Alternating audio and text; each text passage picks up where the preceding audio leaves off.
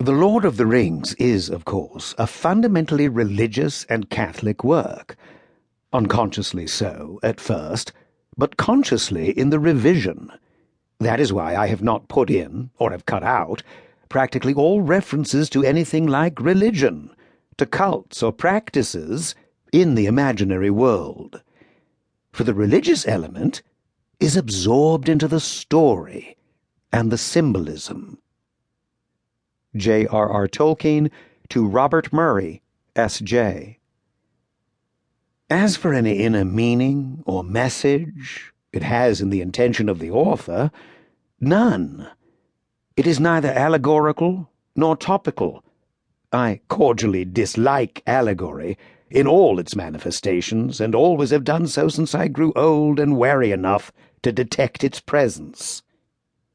J.R.R. Tolkien. There is a mystery at the heart of The Lord of the Rings that continues to baffle and confuse the critics. Is it, quote, a fundamentally religious and Catholic work, unquote, as Tolkien claimed in a letter to his Jesuit friend, Father Robert Murray, in December 1953, or is it, as he claimed in the foreword to the second edition of The Lord of the Rings, devoid of any intentional meaning or so-called message? If Tolkien dislikes allegory in all its manifestations, and if he insists that it is neither allegorical nor topical, how can it be Catholic? If there is no literal reference to Christ or the Church, and no allegorical level of meaning, the work cannot be Catholic. It's as simple as that. And yet it can't be as simple as that, because Tolkien also insists that it is, quote, religious and Catholic, unquote, prefixing the assertion with, quote, of course, unquote, as if to state that the religious and Catholic dimension is obvious.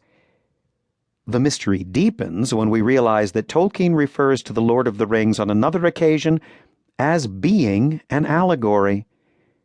Replying to a letter in which he was asked whether The Lord of the Rings was an allegory of atomic power, he replied that it was not an allegory of atomic power, but of power, exerted for domination.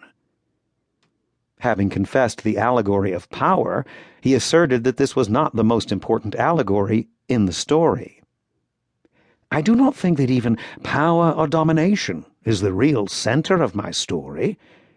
The real theme for me is about something much more permanent and difficult: death and immortality.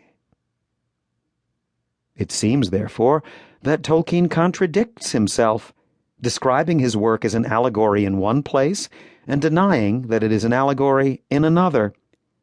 Is he confused, or is he simply guilty of employing the same word to denote two different things?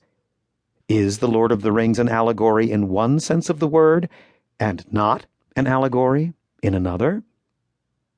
Clearly, Tolkien is not confused about the meaning of allegory. He was a philologist and professor of language and literature at Oxford University. As such, we can safely assume that he is using the word allegory in two distinct senses. In one sense, The Lord of the Rings is an allegory. In another sense, it is not. Perhaps at this juncture it would be helpful if we took a moment to discuss the various meanings of allegory. Linguistically, allegory derives from the Greek word allegoria, itself a combination of two Greek words, allos, meaning other, and agoria, meaning speaking. At its most basic level, therefore, an allegory is anything that speaks of another thing. In this sense, every word we use is an allegory. A word is a label that signifies a thing. A word, if spoken, is a noise that points our mind's eye to the thing the noise signifies. If written, it is a series of shapes that point our mind's eye to the thing the series of shapes signify. It is indeed astonishing to realize that we cannot even think a single thought without the use of allegory, a mysterious fact that subjects all perceptions of reality to the level of metaphysics, whereby the literalness of matter is always transcended by the allegory of meaning.